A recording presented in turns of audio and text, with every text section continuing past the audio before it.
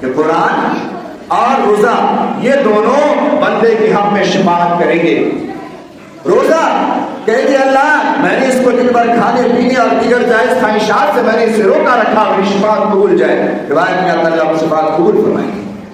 قرآن کہہ گیا اللہ میری وجہ سے یہ راتوں کو 1 گھنٹے 1.5 گھنٹے کھڑا رہتا تھا، جاگتا تھا، نمازیں پڑھتا تھا، اٹھ بیٹھ کرتا تھا، سنتا تھا، اللہ قرآن کی شفاعت۔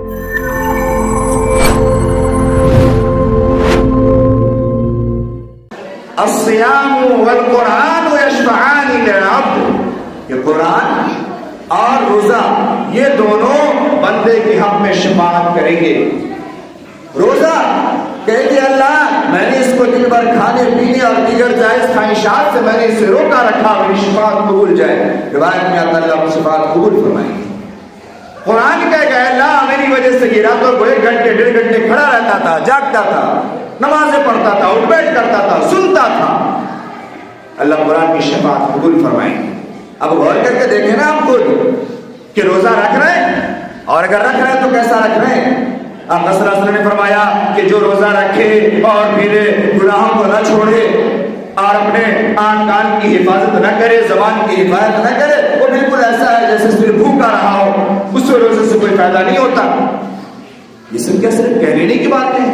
میں صرف کہتا ہوں اور آپ سن لیں، صرف یہ ہے، اسی کا نام ایمان ہے۔ ایمان میں نے یہ کہا تھا کچھ ایک ہفتے پہلے کہ آج ہم سب شکلاً باقی ہیں، اصلاً باقی نہیں ہیں۔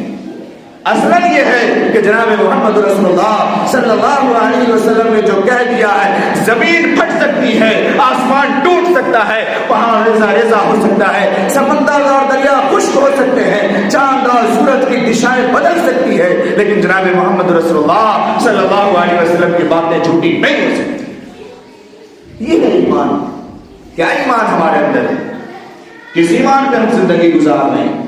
میرے محترم بزرگوں، ابھی وقت ہے، جو وقت بچا ہے ہم اپنی اصلاح کر لیں، اپنے آپ کو پاک اور صاف کر لیں، اپنے رمضان کے روٹین کو سیٹ کریں، آنکھ کان کی دل دماغ کی صحیح حفاظت کریں۔ جو دن بچے ہیں اس میں اپنے آپ کو قرآن سے جوڑ لیں، ذکر و اذکار سے جوڑ لیں، اپنے آپ کو گناہوں سے الگ کر لیں، مغفرت والے عشرے میں اللہ سے مغفرت کروا لیں۔ میرے محترم بزرگوں اور دوستوں، رمضان میں ہر اعمال کی نیکیاں بڑھ جاتی ہے، ہر کسی کا جو ثواب بڑھ جاتا ہے۔ میں نے قرآن کریم کی ایک آیت پڑھی تھی، بڑی تفصیلی آیت ہے، بڑی تفصیلی بحث ہے۔ سورہ بقرہ کے اندر 2 پارہ جب شروع ہوتا ہے تو پوری بحث اس کی شروع ہوتی ہے، جس میں اللہ رب العزت نے انفاق فی سبیل اللہ کو بتایا اور سمجھایا ہے، زکات کو سمجھایا ہے، صدقات کو سمجھایا ہے، سب کو بتایا ہے۔ میں صرف اتنا عرض کر رہا ہوں کہ جیسے اس مہینے میں ہر کام کے ثواب بڑھ جاتے ہیں، ایسے ہی اس مہینے میں صدقہ و خیرات کے بھی اجر و ثواب بڑھ جاتے ہیں۔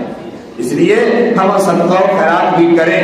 ہاں اس میں ایک بات کا ضرور خیال رکھیں کہ ہمارے دروازے پہ کوئی بھی آ جائے تو ہم اپنے پیسے کو یوں ہی نکال کر کے نہیں دیتے۔ ایک بار دیکھیں، سمجھیں، 2 منٹ کا وقت لگائیں اور پتہ کریں کہ یہ بندہ ہے کون، صحیح بھی ہے یا نہیں ہے، علاقے کا بھی ہے یا نہیں ہے، یا باہر کا جہاں کا بتا رہا ہے وہ صحیح بتا رہا ہے جھوٹ بتا رہا ہے، یا وہاں سے اگر آ گیا تو کیا وہاں سے اور جگہ نہیں تھی، یا وہاں سے وہ اور کی نہیں جا سکتا تو یہاں میرے پاس آ گیا۔ ایک بار تحقیق کر کے پھر اپنے پیسے کو دیں۔